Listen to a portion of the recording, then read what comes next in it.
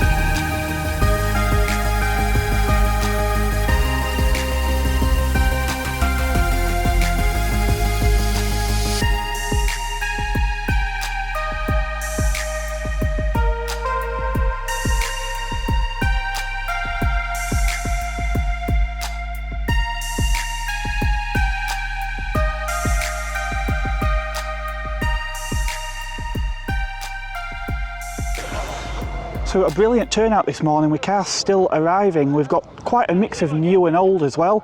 So as you can see, we've got cars like this BMW that are still arriving. fantastic Celica over there, a Lamborghini. And of course lots and lots of Abarths, and this is just a few of the vehicles that are here. There are more in the courtyard and inside as well.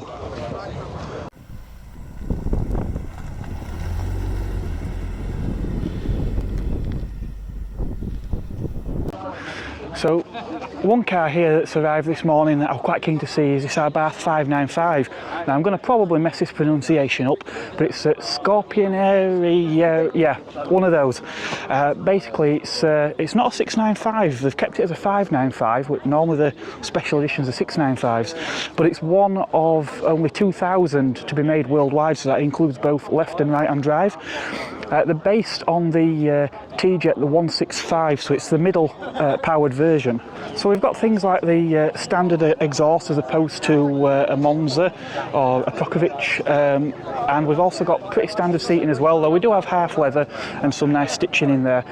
What we do like is these gold wheels and this gold piping around the outside of the vehicle. So the retail value on these cars is a little over £22,000, which puts it sort of in a mid-price point for an Abarth like this. So we get things like these bespoke mats for this version. We've also got the Abarth metal pedals on there as well. The standard flat bottom steering wheel and the gloss black dashboard, which looks really well in this car. I believe these all come with the Uconnect system as standard as well, for things like your phone connectivity, for things like Apple CarPlay, Android Auto, and probably sat-nav as well. Now, as I mentioned, this is one of 2,000, so we've got a commemorative plaque down there as well. So this is perhaps not quite as rare as the car that inspired it, which was the Abarth A112 gold ring, which I believe there was only about 153 or something like of those. So much rarer indeed. So I'm here with Martin, also known as Wolfie, of Wolfie's Wheels. Hello. Now, Martin's brought a rather special car this morning. It's 70th anniversary. That's the one. Abarth 695. Yeah. Beautiful car. So tell us a little bit about this. This is the 70th anniversary, released in 2019. It's based on a comp. It's got a 180 brake, limited slip diff, big Brembos on it. And lots of other kit. The colour of it's a Monza Green 1949, which was exclusive to this car. And overall, it's a really nice bit of kit, and I love it. I suppose one of the downsides is a lot of people like to modify their Abarths, but I'm kind of reluctant to do too much with this one. So I've just done a couple of bits, like change the dashboard to some carbon fibre wrap, and change the gear lever to a Latheworks gear lever. But other than that, puts a massive smile on my face every time I go in it. And how many of these did they produce? Yeah, they're making 1,949 of them, which is 1949 to coincide with the launch of the factory. A little bit disappointed that they haven't numbered them all, but you can't have everything. Yeah, the Scorpioneero. Yeah, that Scorpioneero. One. That's the one. Yeah, that one's got the plaque, one of 2,000, but not numbered. Exactly, this is one of 1949 on the plaque, but not numbered. Yeah. It's just a little... Do we know what the split is right and drive out of that number? Because that's worldwide, I'm guessing. That's worldwide, yeah. I don't know, but I do know that I think the UK is one of the biggest markets for Abarth. Yeah. So I would imagine there's quite a lot of them will be right and drive for the certainly UK. Have grown in numbers, haven't they? I remember when Abarths were quite a rare, obscure choice, but now it's everybody seems to want one. Yeah, I mean, I think there's still a bit left field, because I think objectively there's probably better cars out there for the money. But I mean, this is my second Abarth, my fourth Fiat 500 car. So there's just something. They have a character of their own, don't they? Yeah. I mean, I actually had them in the Fiat 500 Owners Club UK group, and we're up to about 7,500 members now. And we've got we've had a Twin Air 85 now for about 10 years. Yeah. I've got the Twin Air 105. And they're just a character all of their own, haven't they? There's nothing else like them. I mean, like you said, there are probably cars that do a lot of things better, but they just don't put the same smile on your face. No, and that's what it's all about, I mean, as I say, second Abarth, it says it all, really. And I presume you bought this one from new? Yeah, I got this one from, do you want me to say where I got it from? It's entirely up to you. Piccadilly Motors over at Ripon. So, well happy with it. The seats on them are unique to this model. These are Saab seats, and they're sort of a combination of Alcantara and leather and cloth, and they've got this brown stripe down the middle. I'm not entirely sure why you'd want a brown stripe down the middle of your seat.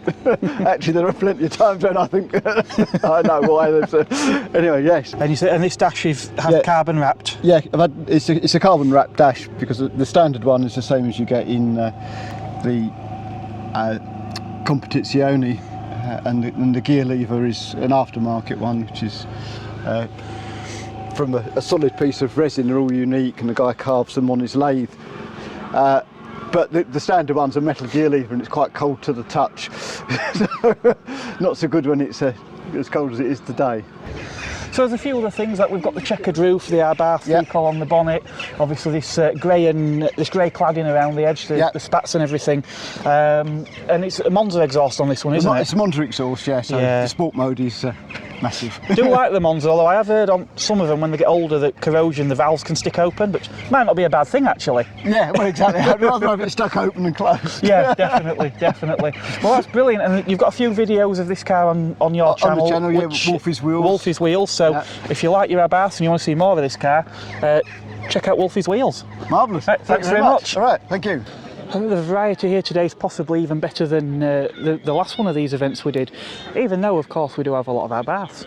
So of course we've got a GR Yaris, because well, there's always a GR Yaris at one of these events now. You just can't seem to go to an event without there being a GR Yaris. BMW Z3, these are starting to get a little bit scarcer now, especially these earlier cars. This one looks fabulous here in white as well. We seem to have a hard top fitter to this one. So here we've got this fantastic Celica GT4, and this one is actually in John Player Special livery as well. Looks really, really nice. We've got the big wing on the back as the GT4s often had, and it looks like we've got some quite wide wheels on here as well. Next to that, also looking fabulous, is this Mark II MR2. Now I'm a really big fan of these cars. This one looks to be quite a late one. It's actually got one of the VVT engines in as well. Now, by complete contrast, we've got a Lamborghini Huracan Performante, and it's a fabulous orange colour. Really, really suits the car, and contrasted with all this black wing and this diffuser area down here as well. Let it be said, we do have variety on this channel. Obviously my car probably being the cheapest one here, and then things like that Lamborghini, which is possibly one of the most expensive.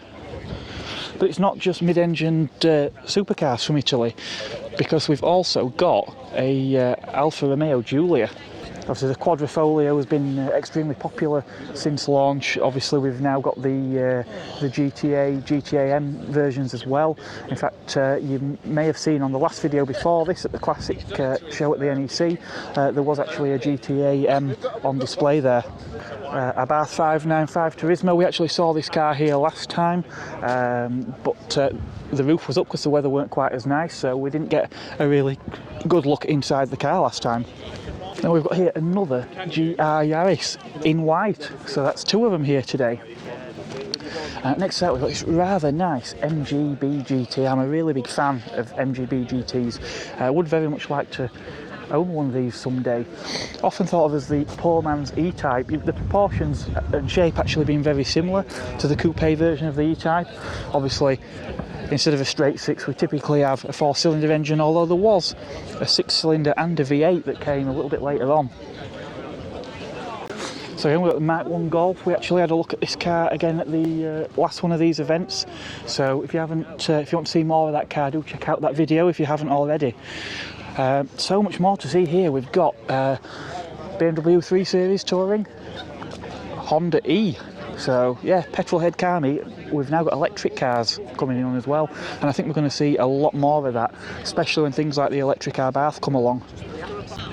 Now some of these cars here today are members of Yorkshire Abarth, and some are member of the NWA, that's Northwest Abarth. Like the owner of this Trofeo, for example. Another one here from the NWA. So it's rather striking bright green 595 Competizione, and certainly can't miss it. It's one of those colours that's quite divisive, but generally I'd say is quite popular on these. And this one is a member of Abarth Yorkshire. and the Abarth Mafia.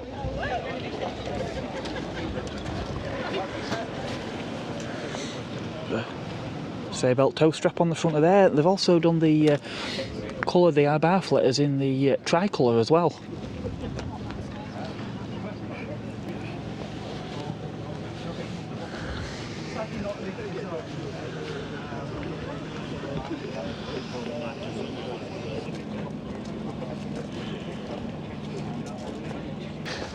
And we've got my friend Sam's 595 competition.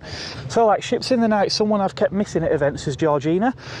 Georgina has this fantastic Abarth. Now, what model Abarth is this one based on? This is just the bog standard base spec Abarth that I've just kind of gone to town with, so to speak. Yeah. Yeah, and obviously this is not the standard colour of the car, is it? No, this is, I decided to get it wrapped. It was kind of like a lockdown project. So yeah, I got it wrapped at Vinyl Imaging Leeds. I kind of chose orange for the simple fact that nobody else was orange. There was no other orange Abarths at the time, so I wanted to go for like a BMW sort of orange, so yeah, that's why I decided that. You've done quite a lot of modifications beyond the wrap. You've done quite a few other things as well to this car. I have, yeah. What? Do you want me to just list them?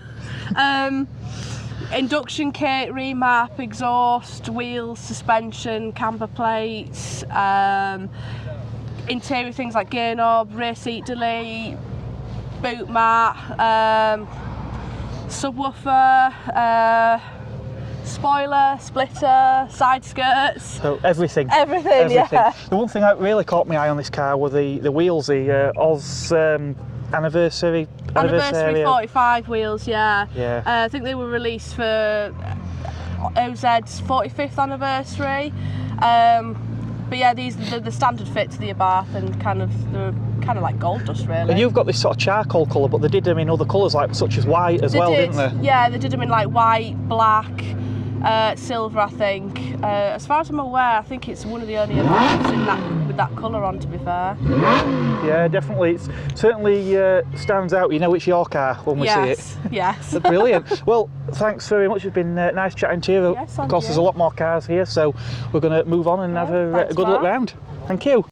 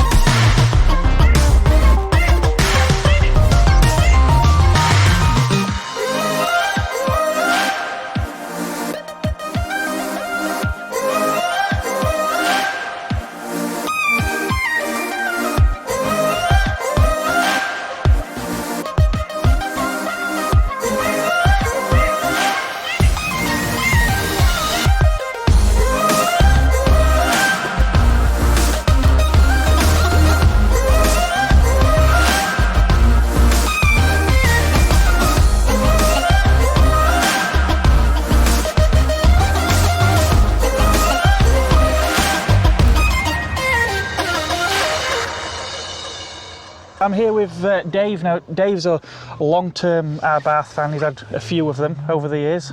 Yeah. The one he's brought today looks a little bit different to some of the ones I've seen in the past. Looks a little bit more special.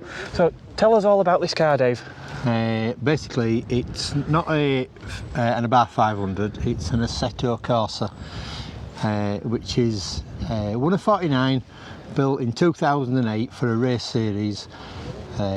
Two of the cars, this being one of them, were sent to Romeo Ferraris and had a full wide body kit fitted to them.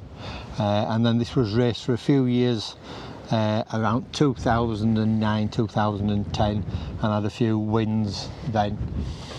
It's a standard 1.4 turbo engine with a Garrett turbo, running about 190 horsepower, but because it's a full race spec car, it's got the full race suspension. It did have a straight through exhaust, but because we made it road legal, we've had to fit a road legal exhaust on it and varying things to make it road legal. So they were never built to be street legal to start with then? No, they were. TMC Motorsport bought it and they modified it to make it street legal, and then I got it off of them. Excellent, excellent. And how does it compare to the other Abarth models that you've had? In looks, massively. In drivability, massively, because obviously it is a track car. It's not the nicest thing to drive on the road. You've got plenty of acceleration, you've got a solid suspension, so it doesn't move when you hit a bump, you're all over the road. It's a hard thing to drive on the road, but hopefully when we get a few minor tweaks done to it, we'll get it on the track and see what it's like on the track. Brilliant, that'll definitely be something to look forward to. And you've got a passenger seat in there, so I'll let Bag's first ride. Yeah, absolutely, yeah. The passenger seat is an optional extra. It actually only comes with one when it were built. Yeah. And if we open it, you can just... That's as it comes. It's quite a... well, everybody says it's stripped out, but it's not been stripped out because it's never been fitted out to start with. No. Left-hand drive. And so it's an Abarth 500 in body. The body shape's the same, but everything else is completely different. I seem to have actually run out of battery, so I've had to switch cameras, so I hope you can hear me okay. I've not really used this setup much, so we'll just have to hope for the best. So, Nissan Skyline, always popular at events like this, and this one does look like it's quite a bit of work done on it as well. Huge wide wheels on there, roll cage in the back.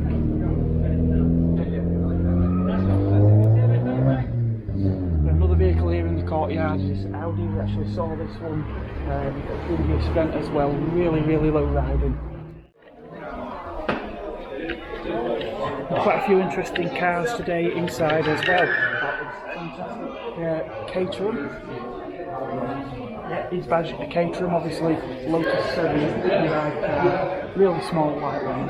Fantastic in this Golf livery. I am a sucker for a Golf livery. We've also got a Mark 1 Mazda MX-5, the original ones with the pop-up lights. I'm a really big fan of these. We'd love to own them someday, but probably, well, may get a chance, who knows. Some cars we'll get another look around a bit later. We've got BMW E30 back there, and hiding right at the back is mine again. I'm here with James, who's brought this fantastic Saab 96, a 1975 model. V4 Ford Cologne engine. I've only had it since August, but it's fairly reliable. It's good fun. You don't see many of them about. There's only actually 157 left on the road in this country now, so very few people have seen one. It's a Saab 96, 1.5 litre V4 Ford Cologne engine. It's actually a full historic FIA papers certified historic rally car. I haven't actually rallied it myself, and I'm not going to. It's more for demo runs and bringing it to cars and coffees and such for people to look at. I've not had the car long, but I've enjoyed it so far. It's fairly reliable. I've never had any problems with it, and we've done about 2,000 miles in it since August. It is getting resprayed next year and having a full engine rebuild. Doesn't really need it, but we're going to do it anyway, so we know it's tip-top and A1. It's just, you know, a weekend toy really. It's bring it out to show people, and hopefully they enjoy it, tell them a bit about it. It's a bit different. It's not a standard gearbox. It's actually got a 4-speed column change. You can actually do 15 mile an hour in third gear, and it's only 65 horsepower, so it's not the fastest car in the world, but it's very different and it's a very involved drive as well. It's not like a modern car at all.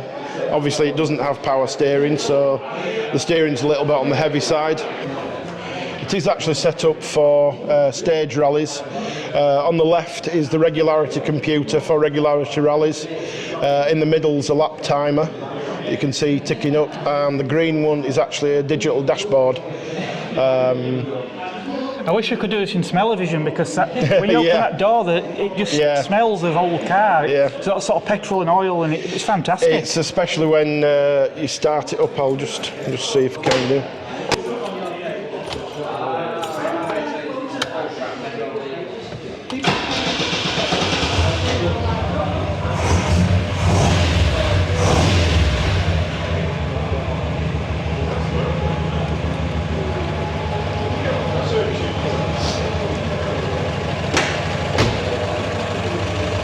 But yeah, you can definitely smell it when we came in here this morning. Oh, that's brilliant. I really didn't expect to see one of these when I came here this morning. That's what's brilliant about these events, the variety of cars that you get. You know, you've had everything from modern BMWs and Audis to things like this. It's just fantastic, and really good talking to you. Oh, brilliant. So thanks very much. No problem. This is Anthony, and Anthony has brought this fantastic BMW E30 touring, and definitely far from standard from what I can see, but Anthony could probably tell you a lot more about that than I can, because this is his car and I don't really know anything about BMWs at all. So take it away. It's a 1993 E30 Touring. It started off as a 316 manual, the 4-pot M40 engine. When I bought it, it was Lagunda Green, which a lot of the Tourings are. Quite a popular colour for late on Tourings, plastic line. It's now been... We were a full bare shell restoration that started off as just an engine swap, but it snowballed and turned into a 6-year project. It's on full airlift V2 suspension, we've got trim tank in the back with compressors on show. So it's not riding this low all the time then, it's just, it's sat in here? It wouldn't have got in. It wouldn't have got in here if it were. It's a bit of a step to get in, isn't there? And what about this engine bay? What's the story behind this? I wanted to put something else in it because I were having trouble with the M40 that were in it, and I wanted to do an engine swap. And a lot of people put the 6-cylinder petrols in out of the E36s and E34s, the M50s, M52s. I wanted to do something a little bit differently, and I've grown up around a lot of diesel tractors, Land Rovers, stuff like that. And I saw that the M51 existed and thought they looked quite nice, quite a nice looking engine in my eyes. You get a top mount manifold for them and stuff like that. And, rebuilt one of them and stuck it in. We shaved the engine bays.